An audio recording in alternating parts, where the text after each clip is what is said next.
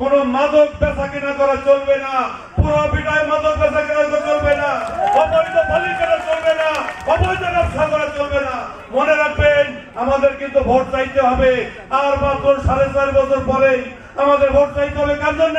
খয়মবাড়ির জন্য। খয়মবাড়ি এমপি যদি দৌলতদিয়া পাটুরিয়া পদ্মা সেতু চাই, আমাদের দিতে হবে। দৌলতদিয়া নদীর শাসন চাই, করতে হবে। দৌলতদিয়া নদী বন্দর করতে হবে, আমরা নদী বন্দর চাই। জননেতা জনাব আলী নওয়াজ মাহমুদ খৈয়ম, মাননীয় সংস্কৃতি বিষয়ক প্রতিমন্ত্রী এবং এমপি পক্ষ থেকে সবাইকে জানাই আন্তরিক শুভেচ্ছা অভিনন্দন। আপনারা সবাই ভালো থাকবেন।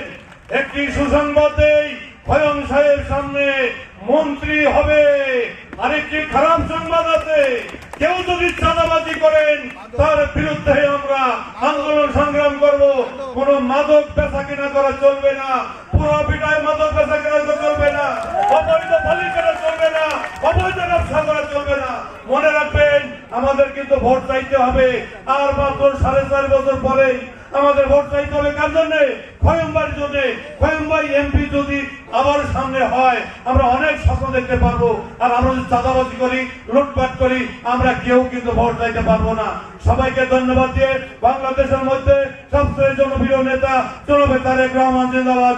আমি গোয়ালন্দ উপজেলা বিএনপির পক্ষ থেকে সবাইকে শুভেচ্ছা জানিয়ে আন্দোলন সংগ্রামে সুখ দুঃখের সাথী হয়ে সবাইকে সুস্বাস্থ্য কামনা করে আমি আমার সংক্ষিপ্ত বক্তব্য এখানে শেষ করছি। খোদা হাফেজ।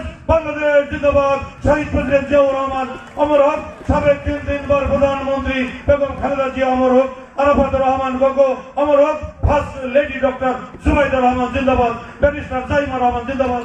জননেতা জনাব আলী নওয়াজ মাহমুদ খৈয়ম জিন্দাবাদ, জিন্দাবাদ, জিন্দাবাদ।